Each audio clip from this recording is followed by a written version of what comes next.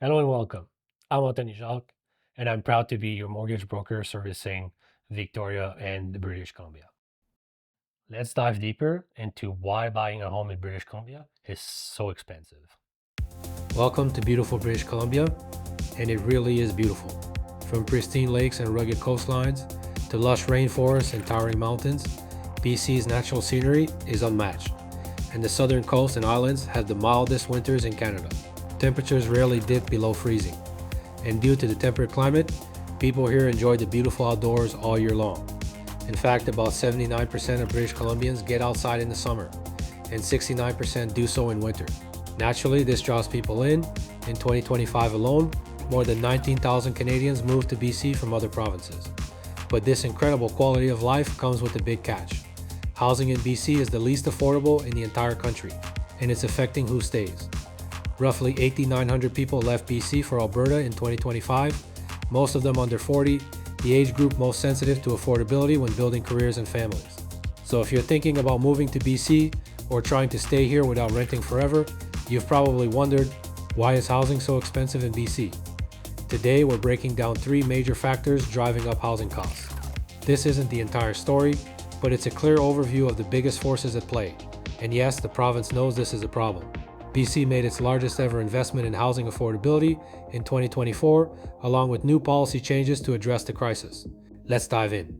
So what are the three main reasons that help explain why housing is so expensive in British Columbia? Reason number one, BC isn't just beautiful, it's an economic hub. Vancouver is Canada's largest and most diverse port, a gateway for international trade and a growing tech and film industry powerhouse. Victoria, BC's capital, is home to the provincial legislature and major government ministries. What does that mean? A lot of people want to live in just a few cities, demand skyrockets, but land is limited, which leads us straight into reason number two.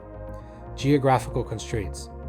BC's geography is stunning, but its terrain lies on solid rock, making it challenging and expensive to develop. Consequently, developable land is limited and a big part of the expense of housing. BC's landscape was shaped by tectonic collisions and glacial activity. It makes for great scenery, but tough building conditions. Some of the common challenges facing builders in developing BC's land for housing include raised steep slopes, high rock content, heavy clay, with soil areas prone to landslides and risk of soil liquefaction during earthquakes. Also, most of BC's population is concentrated in Greater Vancouver and Greater Victoria, but both regions also have physical barriers. Victoria is on the southern tip of an island. Expansion is naturally constrained by this fact alone. Vancouver is squeezed between the ocean, the mountains, and the US border. Further, much of the remaining undeveloped flat land is protected under the Agricultural Land Reserve, which restricts use of this land for housing. These factors make BC's land more difficult and expensive to develop. In short, there isn't much land available, and what is available is costly to build housing on. Reason 3. Let's talk about something people rarely see but always pay for. Development costs and regulations. In 2025, Metro Vancouver needed 46,000 new homes per year to meet demand, but only 23,000 were being built. Housing starts have dropped too, by over 15% overall, and 52% in Burnaby. A major part of this slowdown is cost. According to CMHC's 2022 Housing Market Insight, government charges can make up over 20% of a home's construction cost. In Vancouver alone, these fees range from 7 to 20% and cost about $70 per square foot, second only to Toronto and Canada.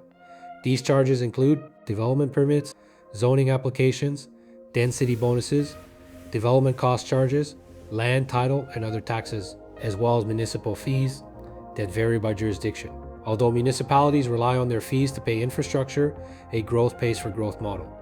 These costs get passed directly to buyers. It's not just the fees, it's the process. Fees take time to calculate and approve, rules differ by municipality. Administrative complexity slows down projects, longer timelines mean higher costs. Some projects can't even secure financing because they fail to meet pre-sale thresholds, which means they simply never get built. This all adds up to less supply and higher prices. So let's recap. Why is housing so expensive in British Columbia? Because BC is one of the most desirable regions in Canada, with limited land, challenging geography, and costly development processes. All of these factors combine to create intense demand and restricted supply.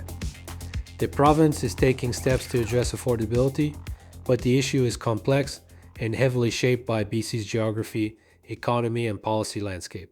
If you find these breakdown helpful, hit like, subscribe, and let me know in the comment what do you think is the biggest factor behind BC housing costs.